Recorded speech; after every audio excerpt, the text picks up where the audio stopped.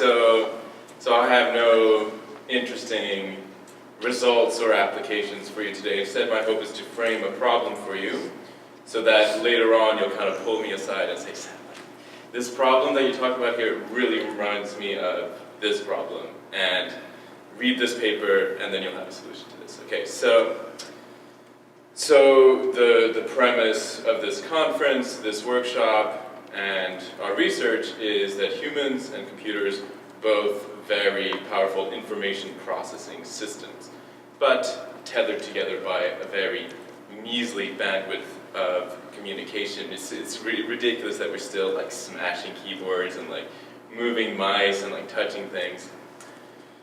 Ultimately, what I see as the solution to this is that we'll just have a brain-computer interface, right? So we'll all output from the system, all input will just be directly controlled by stimulating brain tissue and like reading brain tissue.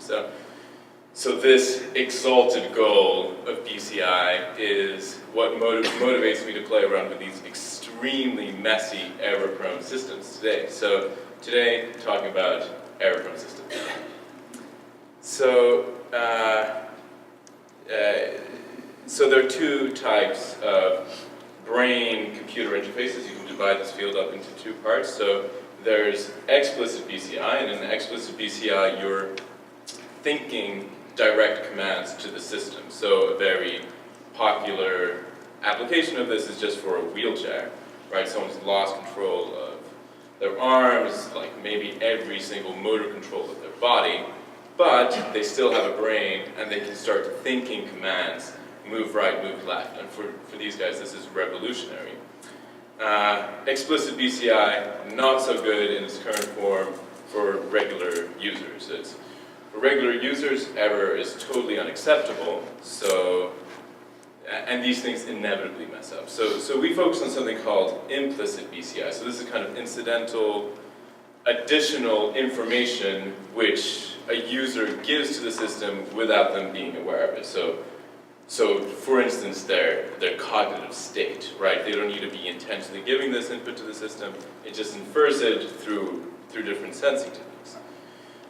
So we use something called fNIRS, which stands for functional neurofluorescence spectroscopy. This is a light-based neuroimaging system. You just put light sources and light detectors on your head.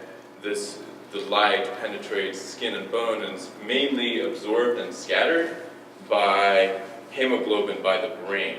And the neurons in your brain, they need oxygen, so you can deduce the amount of neuronal activity by the photons returning to the sensor, because oxygenated and deoxygenated hemoglobin will do different things to the light coming in.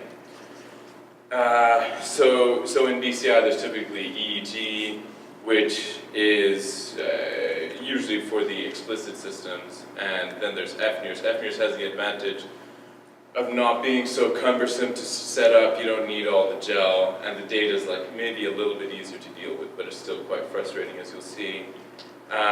It's very interesting from an HCI perspective just because of the potentially extremely low cost of fNIRS. It's just light sources and light detectors. You can just put these things in a hat, in a wearable computer, and suck out information for free from the user. So we've had some success in building applications with this. This was a paper 2 years ago which we presented at Toronto, where we used fNIRS to build an adaptive task difficulty engine, right? So users were controlling UAVs on the computer, and at any given moment they could control between 3 and 7 of these UAVs, and in the adaptive condition we detected their cognitive workload and made their task harder when we detected that they were in a low state of cognitive workload, and then easier when they were in the high state. And they crashed into fewer obstacles in the adaptive condition. So it worked.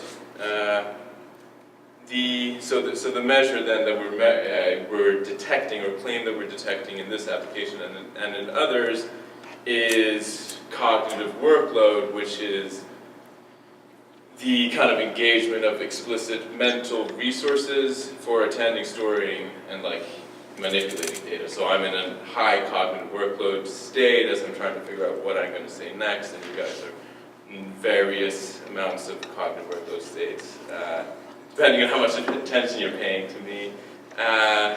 And the way we induce this in the lab is through a task called the N-back task. So in the one back, which is the easy version, you're supposed to say whether an item presented to you matches the item shown one iteration ago.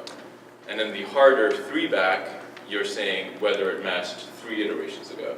So you can just kind of scale up on a person's cognitive workload just by increasing n. Okay, so there are, as I see it, getting to the point where we can build a real-time cognitive workload prediction engine requires solving three challenges in sort of order of difficulty. And so the first challenge is, does there exist a signal if we just kind of average together everybody's data in a very controlled offline setting? So in this experiment here, we had 52 subjects come in 4 different sessions, and we just averaged all their data together, and these little trials here, there are 4 in each, show the oxygenated and deoxygenated hemoglobin measures here, so you'll see the average effect quite clearly, which is just an increase in oxygen every time the high workload trial, the N-back, comes in. And the deoxygenated measure tends to be anti-correlated with that. So this works, which is nice. The next challenge is, can we observe this effect on an individual trial basis? So this is a little bit harder. When you average a bunch of trials, all the noise goes away.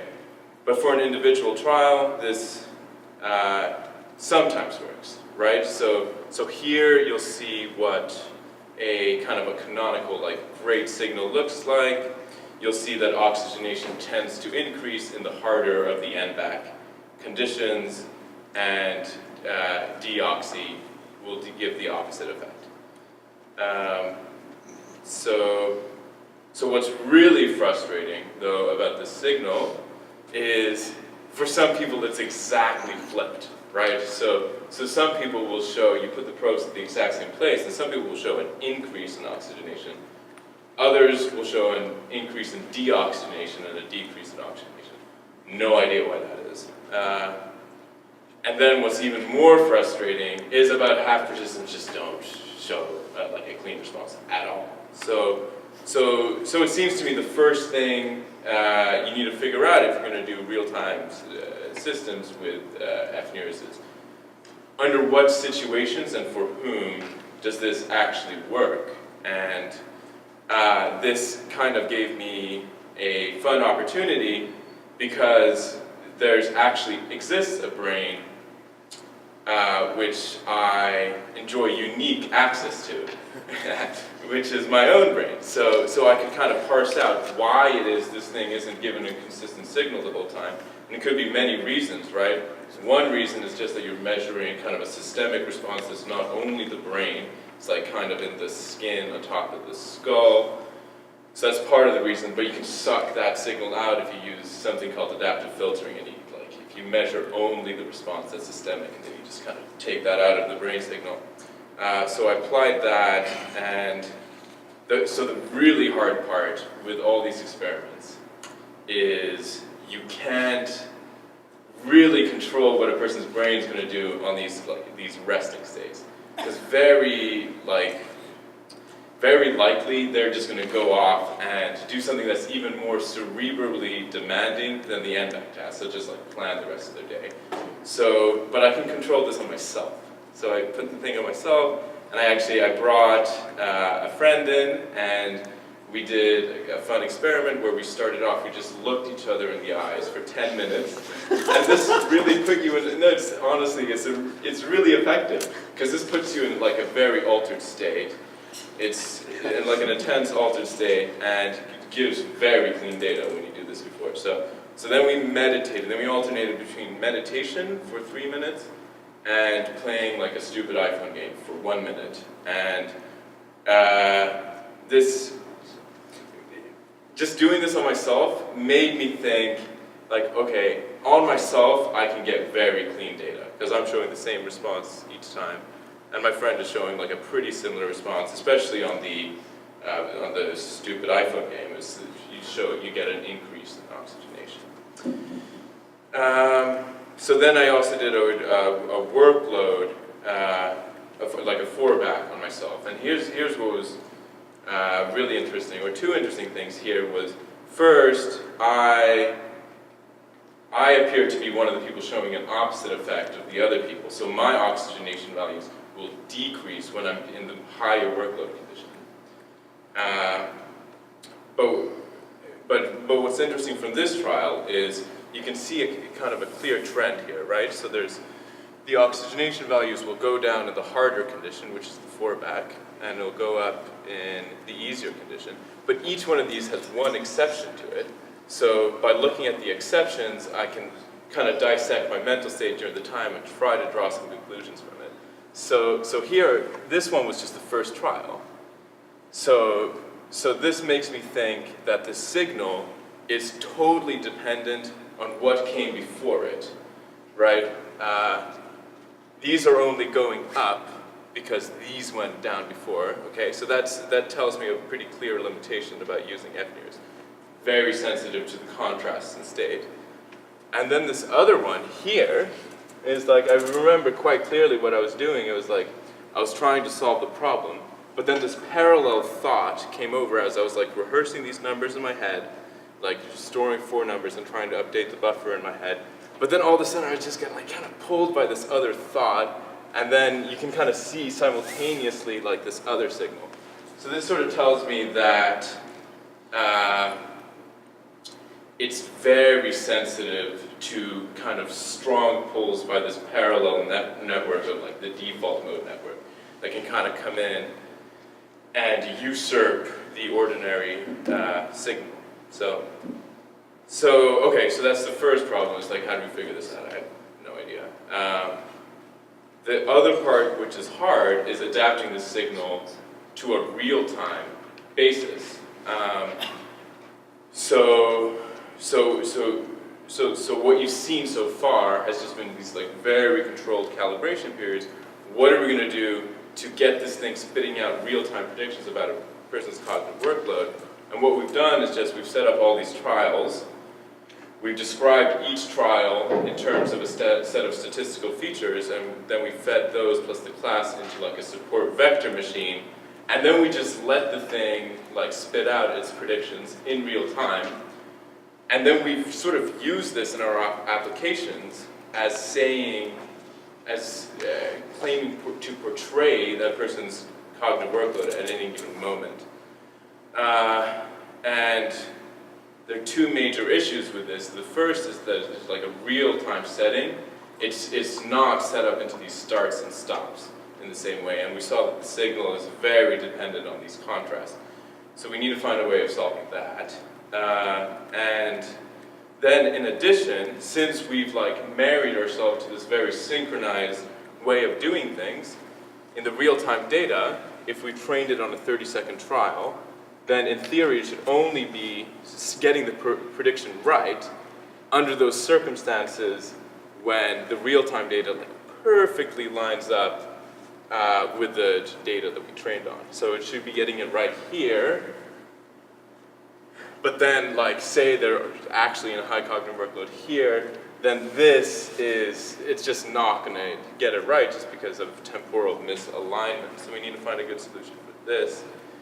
And to conclude here then, I'm hoping that someone here is going to come up and tell me like, oh, well this is exactly what you need to do, so I'm not going to say anything about that. But I think generally we need to like take a step back from the machine learning based approach which our lab primarily has been recommending in the recent Chi literature.